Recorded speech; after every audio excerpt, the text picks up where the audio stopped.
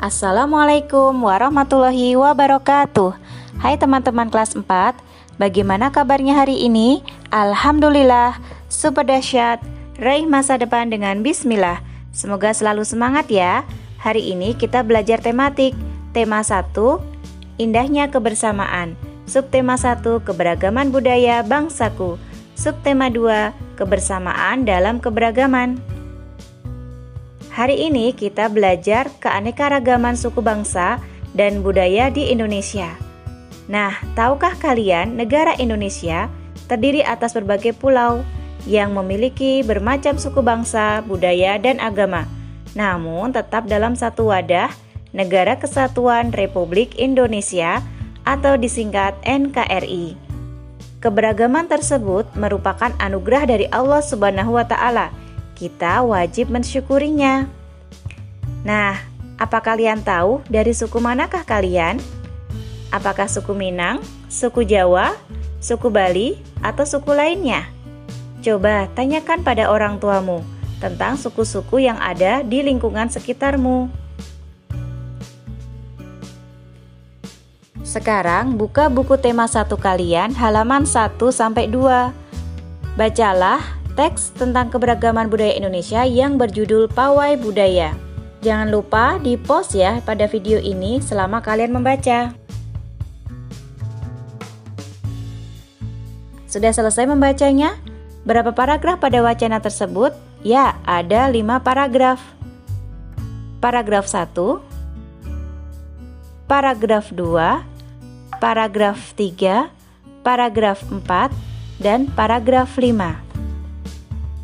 Paragraf adalah bagian wacana yang mengungkapkan satu pikiran yang lengkap atau satu tema yang dalam ragam tulis ditandai oleh baris pertama yang menjorok ke dalam atau jarak spasi yang lebih.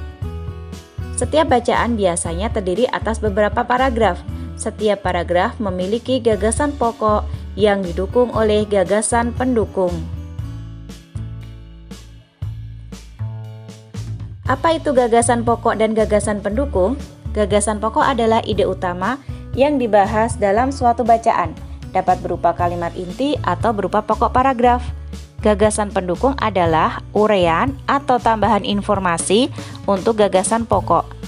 Ciri-ciri gagasan pokok antara lain: 1. Memiliki kalimat pendukung atau kalimat pengembang atau penjelasan.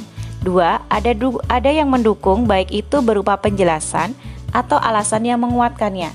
3. Inti dari sebuah paragraf atau pusat pembahasan. Langkah menentukan gagasan pokok setiap paragraf. 1. Bacalah paragraf dengan cermat. Cermati kalimat pertama hingga kalimat terakhir.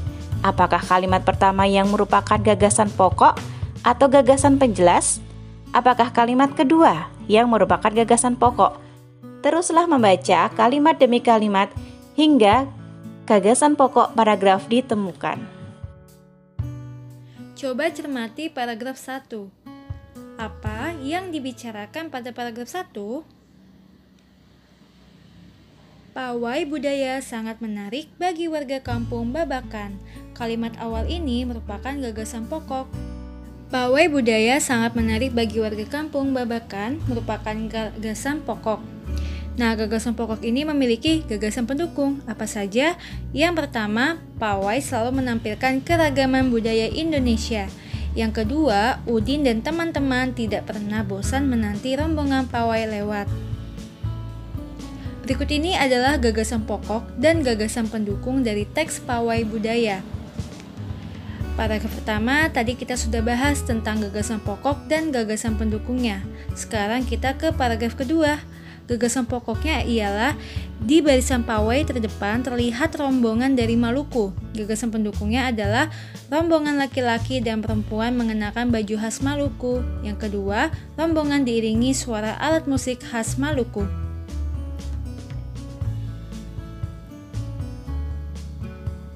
Untuk paragraf yang ketiga, gagasan pokoknya adalah budaya Bali terkenal karena bunyi musiknya yang berbeda.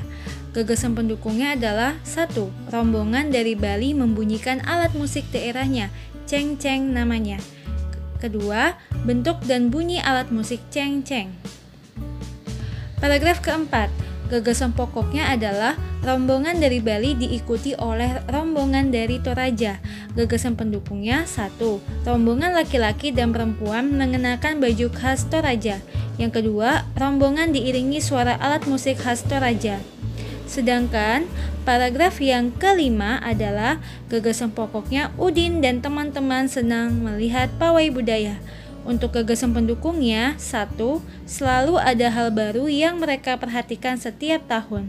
Yang kedua, kebudayaan Indonesia sangat beragam.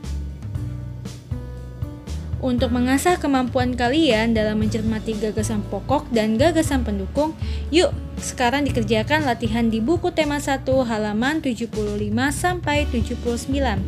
Baca teks berjudul Bekerja Sama dalam Keberagaman.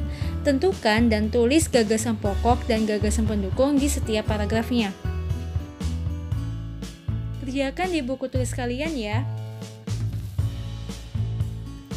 Selanjutnya, apakah kalian tahu tentang keberagaman?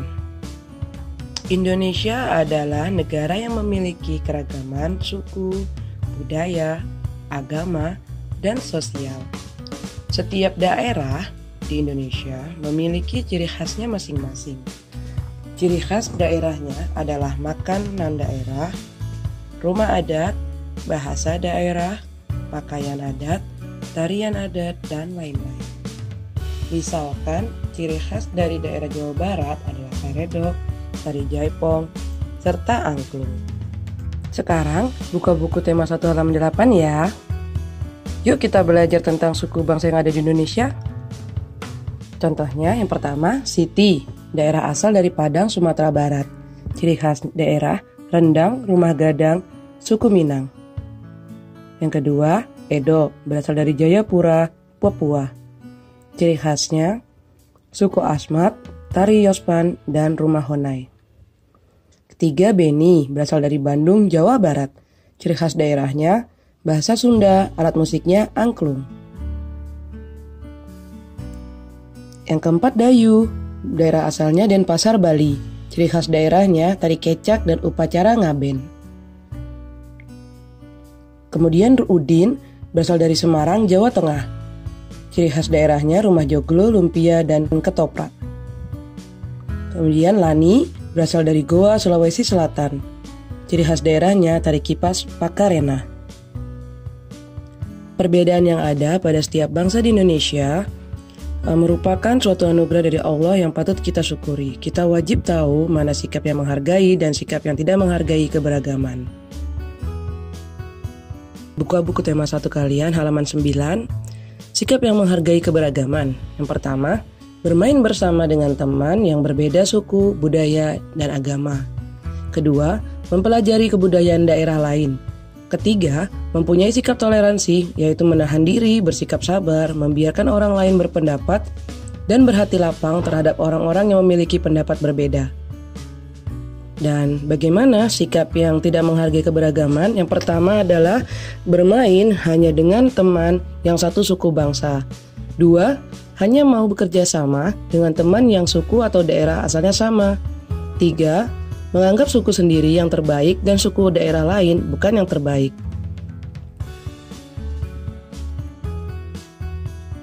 Walaupun dalam kehidupan sehari-hari banyak perbedaan, kita harus bisa hidup rukun dengan cara menghargai satu sama lain.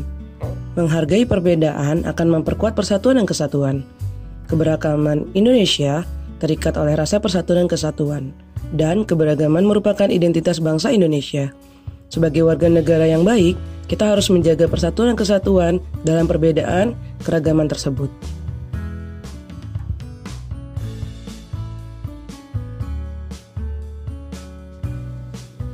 Kebersamaan dalam keberagaman. Indonesia memiliki beraneka ragam suku serta kepercayaan.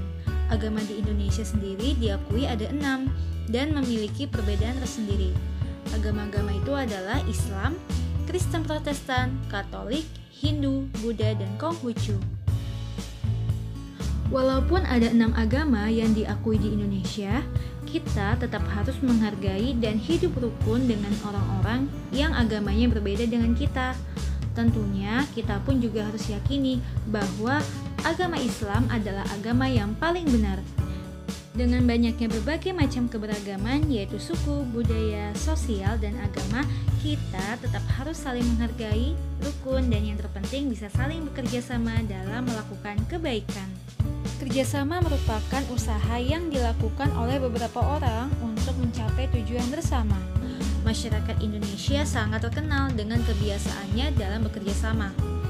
Berikut adalah contoh-contoh kerjasama yang biasa dilakukan dalam masyarakat. Ada di tema 1 halaman 112, yaitu ronda, kerja bakti, dan gotong royong. Alhamdulillah, teman-teman kelas 4 telah belajar tentang keberagaman budaya bangsaku dan kebersamaan dalam keberagaman. Jangan lupa untuk menyelesaikan tugas di buku tema 1 halaman 75 sampai 79. Tetap semangat ya, semoga tugas hari ini cepat selesai. Bunda akhiri, wassalamualaikum warahmatullahi wabarakatuh.